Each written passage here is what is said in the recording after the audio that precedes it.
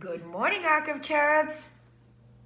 I hear everyone. I see you out there, Guppies 1. I see you, Pollywogs. Oh, Guppies 2, I see you. Are you all ready?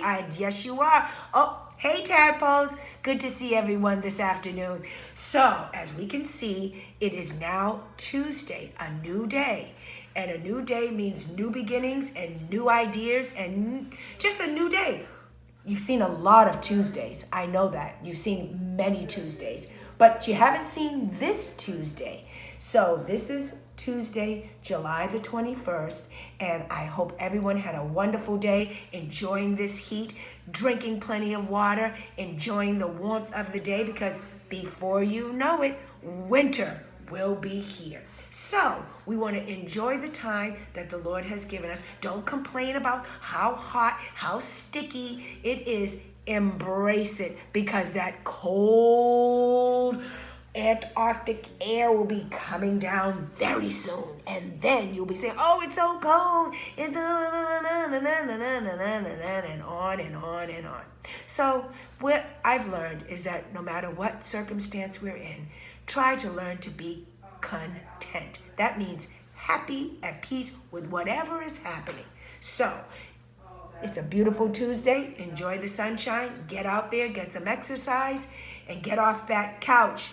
No more game playing today. Let's try to get out there and do some activity. Whether it's jumping rope, whether it's running or riding your bike, whatever it is that's going to keep you moving, get out there and do it today, because it's a perfect day for it. So yesterday we were talking about lying. And I hope you all have had an opportunity to think about it. I had an opportunity to think about it. And it was interesting how when I looked at some of the words in Nave and even the yesterday's word when we talked about being placid, being calm, quiet, and a peaceful person. Peaceful people and calm and quiet people tend to try not to lie, because if they get caught lying, then they're not going to be placid anymore. They're not going to be calm. They're not going to be peaceful. There's going to be a problem. So that's why I say, children, work on just telling the truth no matter what. No matter if it hurts, and no matter if you're going to get in trouble, whatever the consequences are, because the consequences for lying are greater than the consequences for telling the truth, even if you have done something wrong. So let's think about that. And remember, I said, if you have an opportunity to apologize to someone that you've been lying to, then make it right with them, okay? Parents don't like liars, and you know what? Like I said, God can't stand them. That's what he says in the Bible. He can't stand them. So as Miss Van says, I try my best to tell the truth. And when I don't, I feel so bad. I really feel horrible when I lie, because I'm like, oh my goodness, because I realize I'm not really lying to that person. I've lied before God, because that's why we're trying to figure out, what does God say about lying? So I'm going to come back to that in a few moments, but think about it, and I hope that you have an opportunity to get it right. Well, everybody knows this word. Scream it out. Yes, exactly. Quarantine. The letter of the day is Q. Remember, I said we're flying through these letters. That's just like when regular camp, we were flying through those weeks and flying through those days, and here we are, quarantine. And so quarantine, I know everyone knows how to say this now, because we have heard it for the last 5 months. Quarantine. What does it mean? Yes, you're exactly right. Everybody knows it. Look at Guppies 1. You go, guys. It means being kept away from others. And that's what we've had to do. We've had to quarantine ourselves. We've had to keep ourselves away from other people, because we really just were trying to protect ourselves as well as protect other people. Because as you have heard, that some people have it, but they don't even show any symptoms of being sick. Amazing. So those people can spread the germs to other people and not even realize that they're not feeling well. And then because they're not showing any symptoms of not feeling well. So we've been quarantining ourselves a little less now. We're able to get out a little more than we were in the beginning. In the beginning, it was shut down, close up the city, close up the state, And you know what? I'm glad that we did that, because you know what it did? It allowed each of us to take time to think about all the busyness that we've been busy with.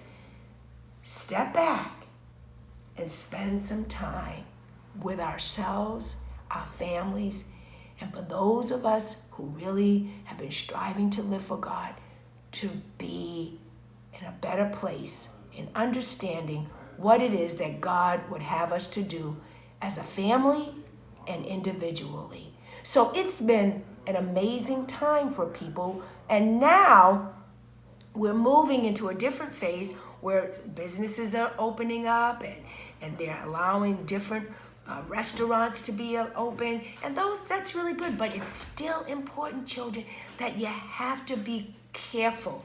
You can't go taking off the mask yet, flying around from here to there and everywhere, and then finding yourselves like these other states.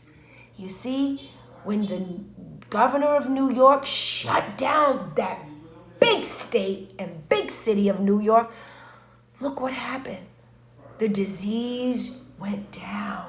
People were living. Less people at the hospital. They were in a very sad, sad place because there were so many people in that city, especially in New York City, that were dying. And then, as I said, the governor of that state and the mayor, they worked together and they made it happen. And that's what needs to happen with other states. So here we are in Massachusetts, same thing. Our governor and our mayor, they worked together. And that allowed for the disease to quiet down in Massachusetts, because we were up there too for a while. Yes, a lot of people were living and making it, but there were a lot of people who were dying too. And I don't want to minimize that people did die. People lost loved ones during this time.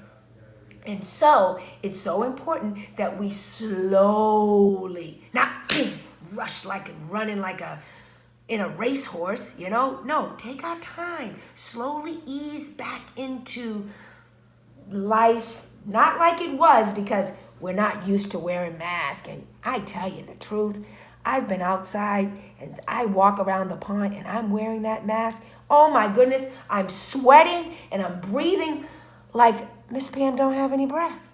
But I know that it's a protection, and that's what we need to do to protect ourselves. So continue to wear your mask. Continue to, wash those hands every time you come in your house. Even sometimes when you're in the house, just wash your hands anyway. So quarantine is a little less now, but there's still a reminder that if you're feeling a certain kind of way, or you've been around somebody who has been exposed to COVID, then you should quarantine yourself for the 14 days or until you get test results that come back that say, hey, I'm negative, I'm good to go. Then you can come out of quarantine and keep going. So anyway, that's a wonderful word, Q, quarantine. So let's get back to our lesson on what does God say about lying. Yesterday, we talked a great deal about how sometimes people tell lies by the parents say, hey, did you move the cookies from the pantry? Oh, no, I didn't. First thing out your mouth, but you were the one who moved it. Or your mom says to you, have you seen my book that I was reading? No, I haven't seen it, but you did see it. You had it. Some of you teenagers, or you 8th graders, or your 7th graders, your mom says to you, you need to be home by a certain time. But then you don't get home at that certain time. And then she asks you, did you get home at certain? Oh, yes, I did. You lied. Or you're supposed to be at Cindy's house, but you're over at Bobby's house, and that's not where you're supposed to be. Or you're at the mall, or you're at a movie. Well, right now, no one's at any of those places, but that's how you get in trouble. Those are lies. So, and remember I said it was also about God doesn't like lies, and that Satan is the father of lies. Yeah, he's the father of lies, children. So you need to remember that, because who says that? God says that. God says that Satan is the father of lies. And that when you practice lying, that you become not only a liar as a child, but then you'll be a liar as an adult. So please work on being a person who tells the truth. Please. So here we go. When God gave the Israelites the 10 Commandments at Mount Sinai, he included, you shall not bear false witness against your neighbor. Basically what that's saying, when you bear false witness, you're lying. Simply put, you're lying. So he says that in Exodus. He wrote this to Moses, and Moses wrote this in Exodus chapter 20, verse 16. Specifically says, don't lie. Okay? That's bottom line. Don't lie. To bear false witness, as I said, is to lie about what really happened. And that's really bad, because I experienced that the other day. Someone said something, but they didn't tell the whole part of it. And it's like, that's lies.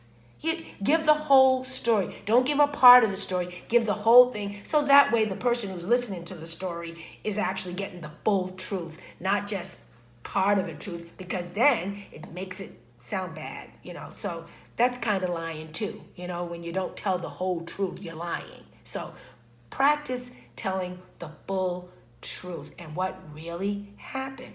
So what if a classmate did something wrong at school and they told the teacher that you did it? Oh, okay.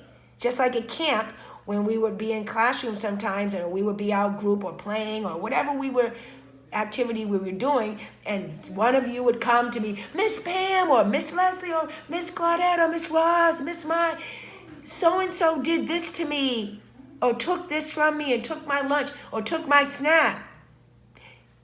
And then to find out they didn't do it. Doesn't make you feel good. Right? How would it make you feel? Give me some feedback. Exactly. You would not feel good. You would be very upset that someone accused you of something that you did not do. That is why Paul said, therefore, putting away lying. This is what Paul says. Put away lying. Remember I said, children, if you practice lying as a child, you will grow up being a liar as an adult. And no one's really going to want to hang out with you, because they're going to lay